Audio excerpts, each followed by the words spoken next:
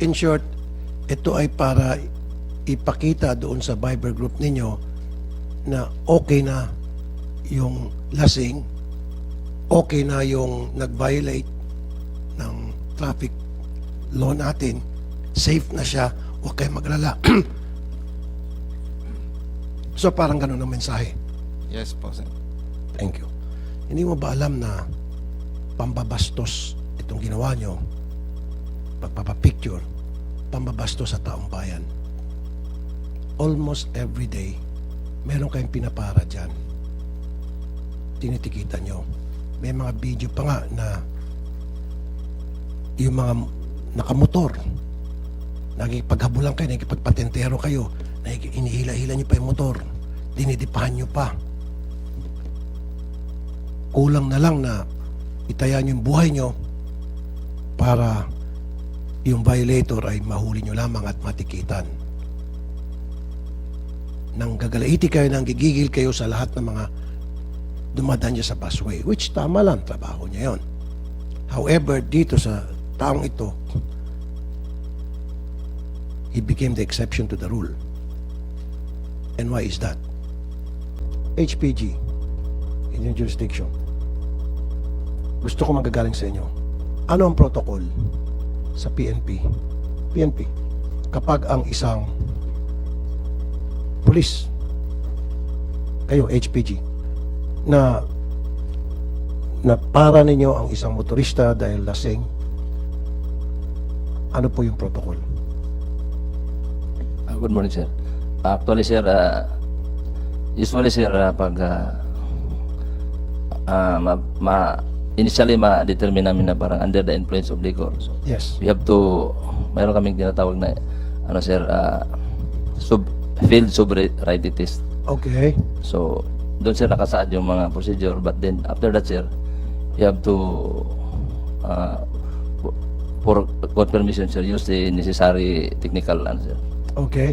And then pag na-find out ninyo na talagang lasing at over the limit na yung alcohol sa kanyang katawan, ano po yung susunod na inyong gagawin?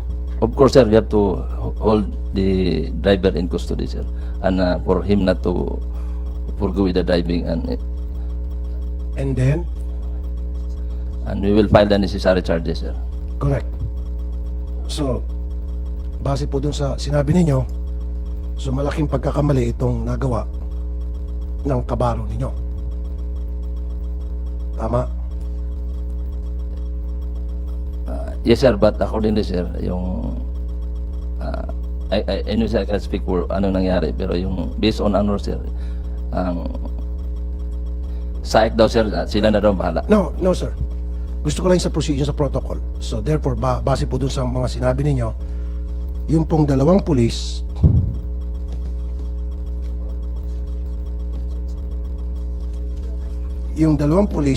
si PSSG, Police Staff Sergeant Rojas and Patrolman De La Cruz, hindi sumunod sa protocol, gumawa sila ng mali. Yes, sir, nakikita namin, sir, na may pagkukulang po yung tropa namin sa baba, sir. Okay. Yun ang gusto ko. Na at least, inaamin mo ngayon na yung kabaro ninyo ay nagkaroon ng pagkukulang, which is hindi niya ginawa yung binanggit ninyo. Diba? Mga binanggit yung sobriety test, and then technical test, and then dalhin sa presinto, file appropriate charges. Okay. Thank you. Now, CG Mabillaluz,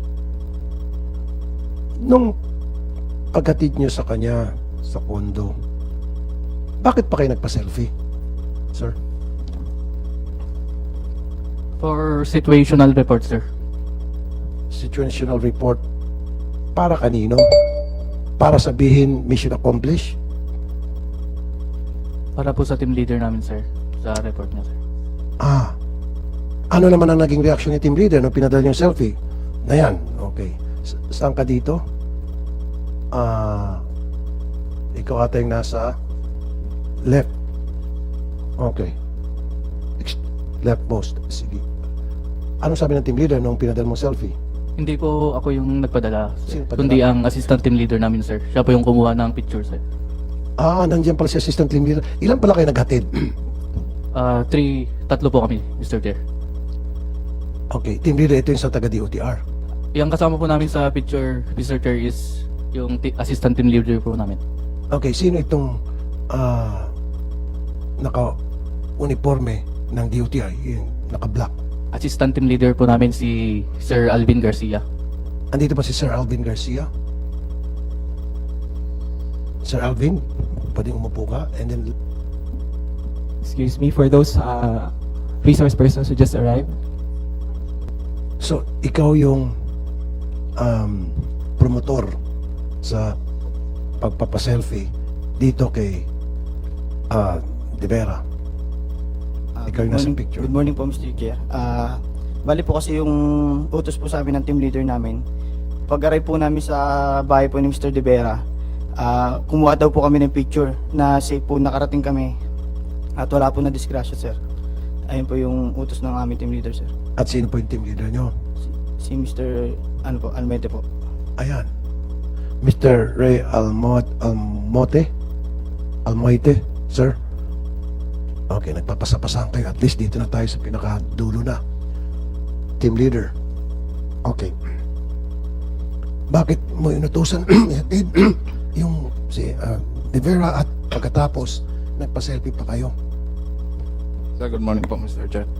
Ang picture po na pinakuha ko sa kanila para po sa incident report po namin na i-send po sa Viber po ng group. Viber ng grupo. Yes. Bakit kinakailangan pa ipadala sa Viber ng grupo yung selfie? Kasi po meron po kaming incident report na sinesend po kung may nangyayari po na sa busway po na. So, in short, ito ay para ipakita doon sa Viber group ninyo na okay na yung lasing, okay na yung nag-violate ng traffic law natin, safe na siya, huwag kayo maglala. So, parang ganun ang mensahe. Yes po, sir. Thank you. Hindi mo ba alam na pambabastos itong ginawa nyo? Pagpapapicture, pambabastos sa taong bayan. Almost every day, meron kayong pinapara dyan. Tinitikita nyo. May mga video pa nga na yung mga nakamotor, nakikipaghabulan kayo, nakikipagpatentero kayo, inihila-hila nyo pa yung motor, dinidipahan nyo pa. Kulang na lang na itaya nyo yung buhay nyo para yung violator ay mahuli nyo lamang at matikitan. Nang gagalaiti kayo, nang gigigil kayo sa lahat ng mga dumadaan niya sa busway, which tama lang, trabaho niya yon. However, dito sa taong ito, he became the exception to the rule. And why is that? Mr. Chair, yung nangyari po kasi na Mr. Chair, wala po kami panikit at that time, sir. Yung at that moment po, wala po kami panikit, naubos na po. Tapos po, yung may panikit lang po is yung MMDA po. Pagdating po namin doon, ay po tikito ng MMDA dahil po di daw po sila authorized manikit na sa busway. Ngayon, kami na po nagsabi sa MMDA na sila na po magticket. Kasi po yung ticket po namin, yung TOP po namin, ubos na po at that time, sir. Bakit naubos? Ilan ang natikita nyo at that time? Mr. Chair, nirenyo ko po yung panikit ko bago po magbagyo. Inabutan po ng bagyo siya kaya hindi po siya na kuha agad po sa LTO po. Kailan naubos yung panikit? So ibig sabihin, nag-duty kayo doon na walang panikit? Bago po, kasi nagkaroon po ng No, suspension. di ba pag mag-duty kayo, dapat may panikit kayo. So useless pala yung pag-duty nyo doon na ang purpose ninyo manghuli and automatically manikit ng mga violators. So you were there without panikit. So useless yung presence ninyo doon. Nung time po, bago po yung bagyo, naubos na po siya, sir. Kaya hindi po agad na i-renew yung panikit ko kasi nabutan po ng kansila po ng pasok. Kanino kayo kumukuha ng panikit? Sa LTO po, sir. Okay. Ilang araw ba yung pagpo-process ng panikit?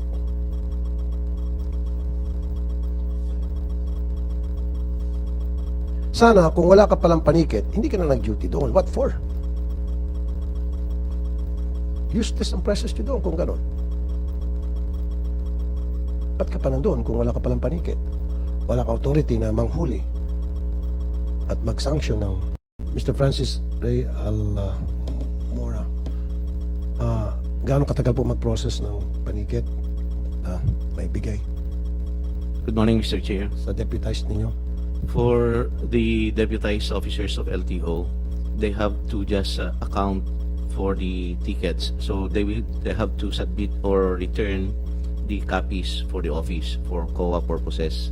And immediately, we can issue again How long, a sir? DOP. How long? Within the day, Mr. Within Chair. the day. Narinig mo? Mr. Almoite, within the day. I believe meron kang panikit. Kaya lang yun ang ginagamit mong depensa. But let me remind you, you don't even need panikit para yung isang tulad ni De Vera na lasing na siya ay dalhin sa presinto o tawagan mo yung pulis. Nandiyan sa IR nyo, number 2 sa department order ninyo. Makipag-communicate sa pulis para sunduin ito at dalhin sa presinto. Because a crime has been committed. A law has been violated. Tama? Okay. Now, TOTR, Yusek Jesus Ferdinand Ortega, salamat sa iyo. Kita ko consistent palagi ang presence mo. I appreciate that. Ano yung parusa dito? Kung mabilis kayo magparusa sa mga gumagamit ng busway, ngayon, ito mga hindi gumawa ng tama, dahil sa Mr. busway, Chair, anong parusa mo? Mr. Chair, si Asek Racrolin po ang ipapareport ko because he's the one handling the Asek, incident po. Thank anong you. parusa dito sa kanila? Umpisa natin sa team leader. Mr. Chairman, our secretary wrote you a letter po. And based on the letter po sent by our secretary to your office po, since suspension po yung parusa po for them, Mr. Chairman. Okay, si Alvin Garcia, suspension for 3 months. Sino to si Alvin Garcia? Is he here? Okay. So suspended ka for 3 months. Okay, yan yung parusa sa'yo. Okay. And then si Michael Real Moite, suspension for 3 months. Okay. Si ASN Hassan, admonition. Ibig sabihin, pinagsabihan lang, huwag mo na ulitin yan. Why? Mr. Chair, based on the reports and the investigation that we got, sumunod lang po sila sa team leader po nila. Sinabihan sila ng team leader nila na mukhang nakainom to ensure that safe po yung mga road users. Sila po yung nagtanong pa sila kung sino bang marunong mag-drive. And we found out ang marunong mag-drive si ASN Villaruz. So siya yung pinadrive po, Mr. To cut it short, sumunod lang sila sa utos ng kanyang team leader. Yes, So pag sinabi ng team leader, lumundag ka sa 10th floor building, kailangan silang lumundag. Hindi Sir. naman. Hindi naman po, Mr. Chairman. Alam nila na bawal yon. The fact na alam nila na bawal yon, yung pinapagawa sa kanila, they could have just said no. I And think why did they not? that's the proper Say it. that's the proper thing to do, Mr. Chairman. So When we therefore, asked them- meron dapat silang parusa. when we asked them po, Mr. Chairman, yun po ang sagot talaga nila that they honestly did not know po because even yung iba po they're not. Sir, Asek, alam nila na lasing kasi medyo nakainom at alam nila hindi nila trabaho ang maghatid. It's not their job na ihatid ang isang lasing na driver sa kondo. That's not part of their job. That's a very clear violation of the duties and responsibilities as Coast Guard personnel manning the busway. So therefore, dapat may parusa. Kasi sir, sila yung mga naka-camouflage, di ba? Oh, sila yung mga nanghuli. Sila yung dumidipa pa doon sa busway. Nagkikipagsigawan pa. Nililecturan pa yung mga violators, which tama lang. And now, sila nagkamali. Papaluin lang yung kamay nila at huwag mo nang ulitin. No. Hindi tama ata yan. Your Honor, if I may. Yes, sir. Yeah, Yes, sir. basically, that's the investigation po, answers process that happened, and yun po yung report on the part of SAIC dito kay Secretary Bautista, no? So basically po yung sila ay sumunod lamang, and the order came from their head. That's why sila binigyan ng 3 months. But sila po ay kailangan naming i-retrain because clearly when they reported, hindi talaga nila alam. But base po dito sa comments nyo, we could relook at the penalty regarding that po. Thank you, Sec. Yung mga sinasabi ko, it's not for me and from me to say it na kailangan na maparusahan. It's all about yung gusto ng taong bayan. Yun ang gusto ng taong bayan, yun yung sundin natin. Diba? Now, these 2 gentlemen here must be suspended as well.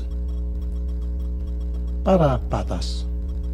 Kasi kapag hindi niyo po ito sinuspinde, then samut-saring pag-iisip ang papasok sa isipan ng mga tao na meron kayong pinapaboran, na meron kayong mga sacred cow dito sa TOTR. So, ASEC, paasahan ba namin? Yes, yes, Mr. Chairman. We will also relay this to our legal service and HR so that we will do it properly po, yung pag ano po. Thank you.